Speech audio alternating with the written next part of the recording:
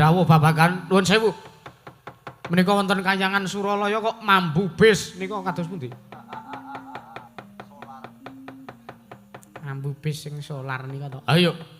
Bilung kowe melu tekan kene. Lah kula mau nembe teng wingkinge panjenengan kok enten angin gedhe banget mak. Wup.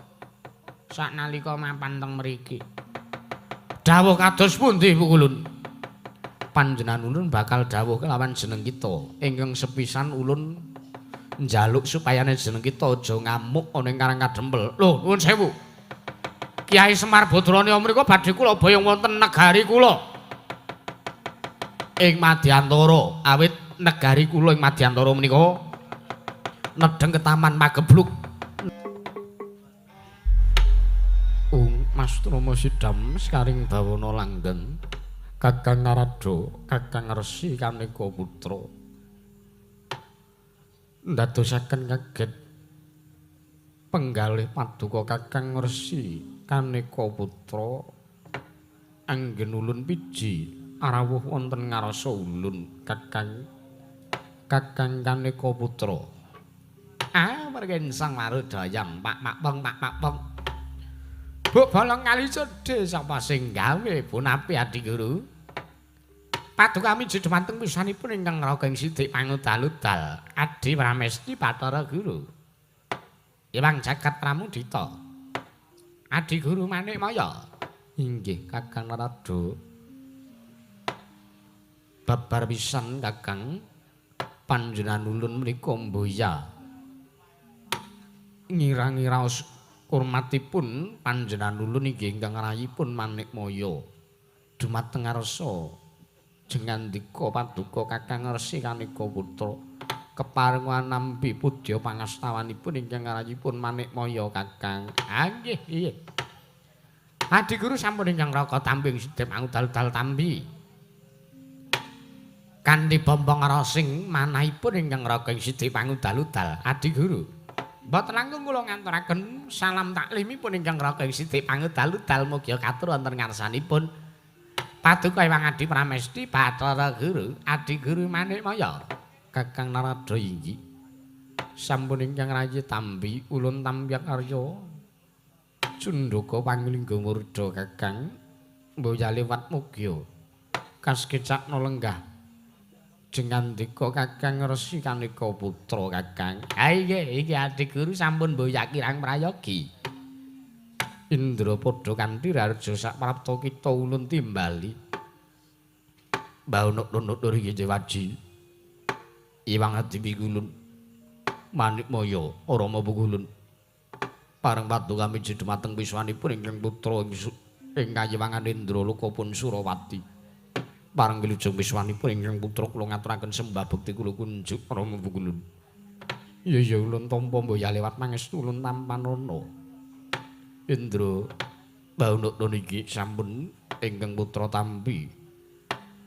Mugi dados naja jimat dayana wonten kasantosan lair lan gesangipun ingkang putra pun Surawati Kanjeng Rama. Kakang Narada punapi Adi Guru. Mesti kemawon Kakang Narada sampun ngraosaken babagan hawa ingkang tumandhonten ing Kayiwangan Suralaya. Nggih. Mesti kemawon Kakang Narada ugi sampun mriksa sabab lan jalaranipun punapa teka gara-gara wonten ing Kayiwangan Suralaya ngantos ndadosaken hawa panas ingkang kados mekaten. Bekasan sangjaning para Jawata samya nungsang puyang numbuk bentus ngudel bingung Kakang. Mergen Sang Marudayang Pak Pong. Adi Guru inggih. Nanging kula nuwun sewu lho Adi Guru. Sedaya perkawis menika kula kinten dipun sababaken anggenipun Kakang Semar ingkang gadhah gegayuhan. Gadhah gegayuhan ingkang nglangkungi dhumateng kabisanipun Kakang Semar Badranaya. Inggih Kakang. Syukur binagi sewu teka paduka Kakang Resi Kaneka Putra sampun mriksa babagan kawontenan mriku. Nggih. Nanging semantena lho Adi Guru, babar pisan kula suwun. Sampun ngantos ing samangke paduka Adi Pramesti Bathara Guru nglepataken dhumateng gegayuhanipun Kakang Semar Badranaya. Sernyatanipun kula nuwun sewu. Anggenipun Kakang Semar nggadhah gegayuhan kepengin ambangun desanipun menika dipun sababaken awit saking Kakang Semar menika bingung sing manahipun Kakang Nayantaka. Awit Anggenipun Bathari Sri lan Bathara Sadana ingkang nguncat saking bumi ingkang kadempel. Pramila nuwun sewu sampun ngantos klepataken dumateng Kakang Semar Badranaya awit gegayuhanipun Kakang Semar menika luhur kepingin nentremaken jagat saisinipun menika. Inggih Kakang Narada, nanging kula nuwun sewu. Kakang Semar menawi miturutipun ingkang rayi nggih miturut panjenengan ulun ingkang lepat menika sanes kok Kakang Semar Badranaya. Lajeng sinten Adi Guru? Nanging ingkang lepat menika pun para Pandhawa. Lho, nuwun sewu. Dasaripun para Pandhawa dipun lepataken menapa? Lepatipun para Pandhawa menika wonten pundi? Para Pandhawa mboten gatosaken kaliyan pun Kakang Semar Badranaya. Kamangka sampun cetha bilih Kakang Nayantaka inggih Kakang Ismaya menika pamongipun para Pandhawa. Ateges Kakang Semar ingkang tansah nulat miwah tansah lelabu marang bebeneripun para Pandhawa. Gesangipun para Pandhawa wiwit kuncung ngantos gelung, wiwit jambang ngantos celapang menika ingkang ngayomi Kakang Semar Badranaya inggih Kakang Ismaya. Nanging kenging punapa sampun dangu sanget wiwit Pandhawa taksih alit ngantos wekdal sakmenika mapan wonten negari ing Amarta. Para Pandhawa sepisan kemawon dereng nate asung dana bekti miyang glondhong pengareng-areng arupi amal budinipun Kakang Ismaya. Kamangka Kakang Ismaya menika ngibaratipun sikil kanggo sirah, sirah kanggo sikil anggenipun nglabuhi dumateng pun para Pandhawa. Nanging kenging punapa to Kakang, para Pandhawa datan mawas dumateng labuhanipun Kakang Semar Badranaya. Pramila wonten mriki para Pandhawa ulun lepataken miwah panjenengan ulun sakmangke ingkang badhe paring pangandikan wonten ngarsanipun para Pandhawa. Ulun piyambak ingkang badhe mandhap wonten ing Jumantara wonten negari Indraprastha Kakang. Yana Dewa Yanuntuna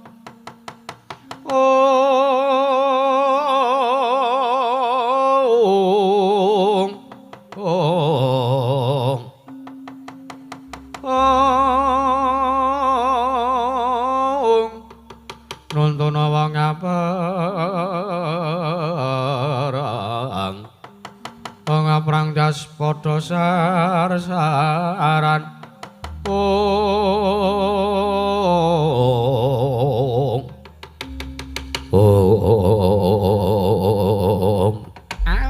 Sang laru dayang mak wong Buk bolong kali cedhe sapa sing gawe Adi Guru kula nggih. Nuwun sewu kula kinten ugi leres ingkang dados pangandika paduka Ngadi Pramesti Bathara Guru bilih para Pandhawa menika ingkang lepat sanes kok Kakang Semar. Inggih Kakang. Merengaten jengandika Kakang Resi Kaneka putra sarujuk kalian menapa ingkang badhe dipun tindaken dening ingkang rayi. Inggih pun Manikmaya Kakang. Ha inggih sarujuk kemawon Adi Guru. Nanging mugi dados ing kawuningan. Dinten sakmenika wonten sakmadyaning Karang Kadempel nedeng geger kawontenanipun dipun sababaken wonten salah satunggiling nalindra saking negaring Madyantara inggih menika pun Prabu Gendra Swalapati ingkang boten narimakaken dumateng gegayuhanipun Kakang Semar Badranaya. Nanging Kakang tinimbang nalindra menika ing sakmangke damel risak kawontenan wonten madyaning padukan Karang Kadempel menapa mboten langkung saenipun menawi nalindra menika dipun banjut dipun sendal mayang sak jiwa raganipun supados minggah wonten ing Kayewangan Suralaya.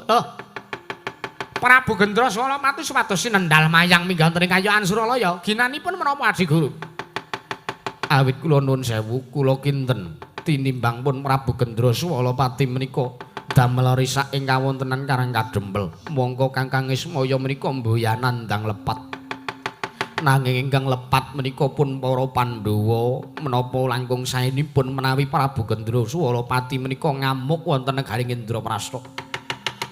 Kinarya ngemutaken dumateng pun para Pandhawa babagan abdinipun inggih menika pun Kyai Semar Badranaya Kakang.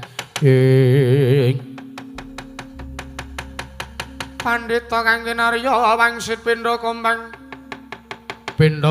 ngajaping tangga susu angin nganti nggone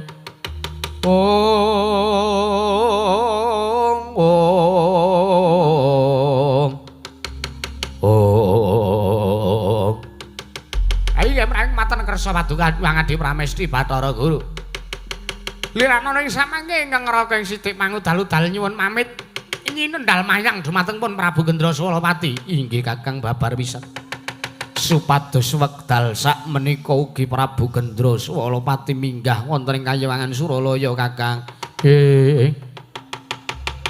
Pansamar pamoring sukma sukma sinukmaya sinukmaya winaya ing asepi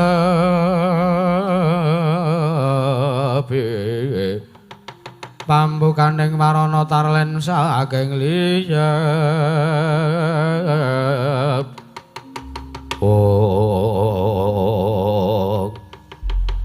nalika semanten sangka wis bingung manahing Sang Hyang Manikmaya awit nyumurupi kawontenanipun Sang Hyang Para Jawata Tridasa Watakna ingkang nungsang yang numbuk bentus sanggudal bingung ora mas ingkang lepat mriku para Pandhawa wekasan Sang Prabu Gendra Swalapati nalindring madyantur ingkang nedheng mapan wonten sak pinggiring Gunawan wonten sak pinggiring padhekuane Karang Kadempel ucapuk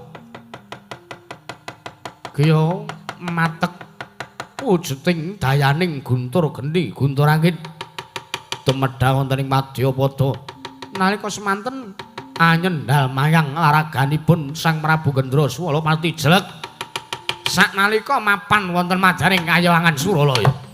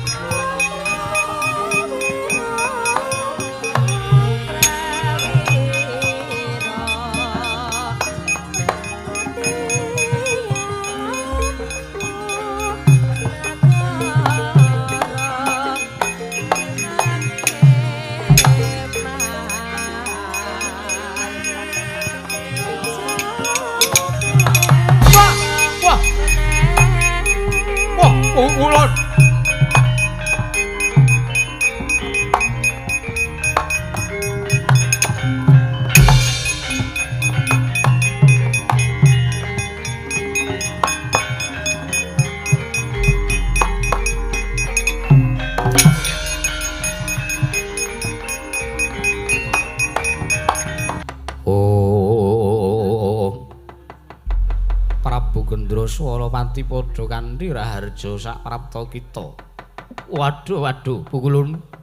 Nunamit pasang kaliman tabit rebina saking siku dendalnya. Paduka, Iwang Adi Pukulun Manikmaya. Pukulun. Damel kaget sutaning penggalipun ingkang abdi ing madyanturipun Prabu Gendra Swalapati teka Paduka Iwang Manikmaya. Anyendal mayang raganipun ingkang abdi pun Gendra Swalapati minggah ing Kayewangan Suralaya. Kula ngaturaken sembah bekti kula kunjuk Pukulun. Ya ulun tampa, mboya liwat pangestu ulun tampanana Gendra Swalapati. Sampun sanget anggen kala pundi? Aja kadati kajuron panampa sartane aja kaget kang dadi ati kita. Yektine panjenengan uluan nyendal mayang raga kita ana ing Kayewangan Suralaya wektu dina sak mengko iki. Panjenengan ulun mung bakal dawuh kelawan jeneng kita. Dawuh babagan nuwun sewu. Menika wonten Kayangan Suralaya kok mambu bis nika kados pundi? Mambu bis sing solar nika to. Ayo. Bilung kowe melu tekan kene. Lah kula mau nembe teng wingkinge panjenengan kok enten angin gedhe banget mak. Wut. Saknalika mapan teng mriki. Dawuh kados pundi Pukulun? Panjenengan ulun bakal dawuh kelawan jeneng kita. Ingkang sepisan ulun njaluk supayane jeneng kita aja ngamuk ana ing Karang Kadempel. Lho, nuwun sewu. Kyai Semar Badrana mriku badhe kula boyong wonten negari kula. Ing Madyantara, awit negari kula ing Madyantara menika nedheng ke Taman Magebluk nanging mangertiya. Nggone Kakang Semar duweni gegayuhan kepengin bangun desa iki gawe gara-garane Kayiwangan. Merga gayuhane Kakang Semar kuwi ngluwihi marang kabisane Kakang Semar Badranaya ing atase mung sak drajating Panakawan. Teka kepengin kondure Bathari Sri lan Bathara Sadana. Pareng paduka kados pundi? Yen to mungguh panjenengan ulun mungguh dewaning para dewa ingkang luput dudu kok Kakang Semar nanging ingkang luput ya kuwi para Pandhawa. Merga para Pandhawa mboya duweni rasa pangrasa bales budi kelawan Kakang Semar Badrana ingkang wis nglabuhi para Pandhawa wiwit kuncung nganti gelung wiwit jambang nganti celapang. Gendra Swalawati ulun dawuh kelawan jeneng kita tinimbang mengko panjenengan ulun mung bakal kewirangan yen to mudhana ning alam Madyapada. Ngandhani sartane ngelingake kelawan para Pandhawa luwih becik jeneng kita mudhuna ning Mrajanegara Ngamarta ngamuka kinarya ngemutake para Pandhawa supaya eling kelawan Kakang Semar Badrana Gendra Swalawati gunjang kanjeng langit kelap-kelap katon ler genjang alis risan mawe kaandrung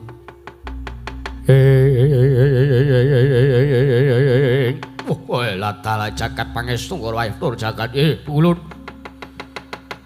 sejatosipun kula menika mbetaken kaliyan Kyai Semar Badrana nanging gandeng ingkang dawuh lan ingkang abdipun Gendra Swalawati menika nalendraning para Jawata Tridasa Wataknawa paripaksa kula sagah miwah kula nyendikani dawuh paduka Hyang Pikulun Manikmaya yen to pancen jeneng kita sagu ulun kandheni daya kekuatan mapana budhal mudhuna ning negara Ngamarta ngamuka ning Mrajanegara Indraprastha satemah kinarya ngemutake kelawan para Pandhawa Gendra Swalawati prengaten nyuwun pamit madal pasilan sing ati-ati aja kaya bocah cilik Gendra Swalawati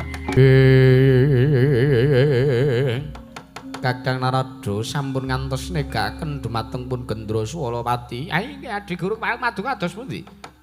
Ngemuti bilih para Pandhawa menika kinaya mandening dewanipun.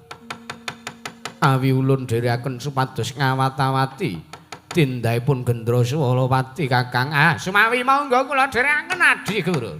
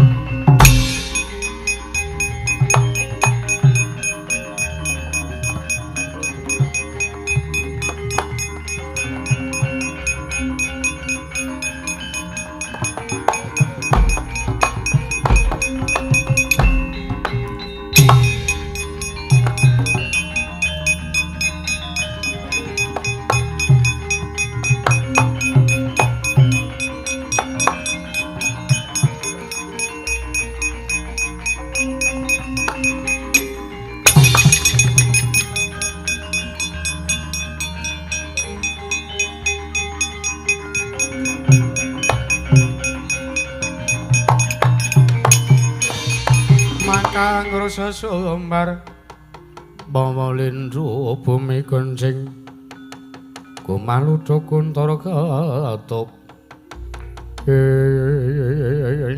togok wonten dawuh bilung kula base ganti pakaryan gok nggih pareng paduka kados pundi jenengan awake dhewe ora usah mapan ing Karang Kadempel merga iki mau lagi wae nampa dawuh Wang Pikulun Manikmaya yen to aku kinen ngelingake kelawan para Pandhawa lajeng sranane ngelingke Pandhawa napa tur lupute Pandhawa napa kok diemutake wis mengko tak critani yen to aku crita ana kene dawa critane kok wah anggih bilung nun kakangmu engko critanono aku gah nyritani oh nggih dadi ta critane mau aku ya gah nyritani kok memeng wih kok ora sportif ngono ta wis gek sesuk arep nyate aku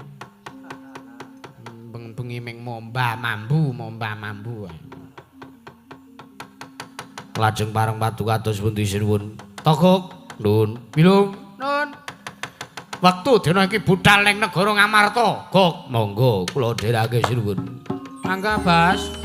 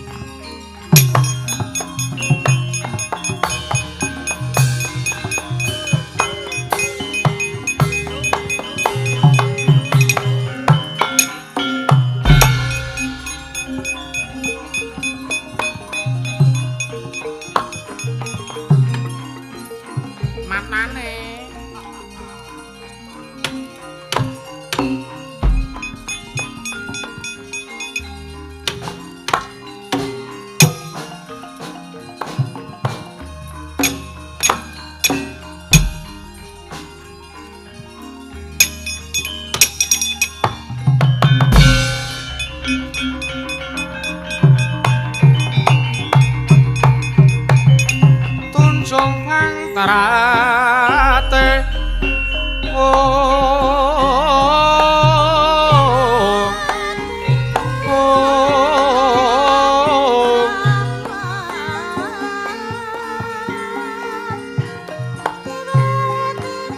Jere mireng kembang kopong tarate bangsari mulat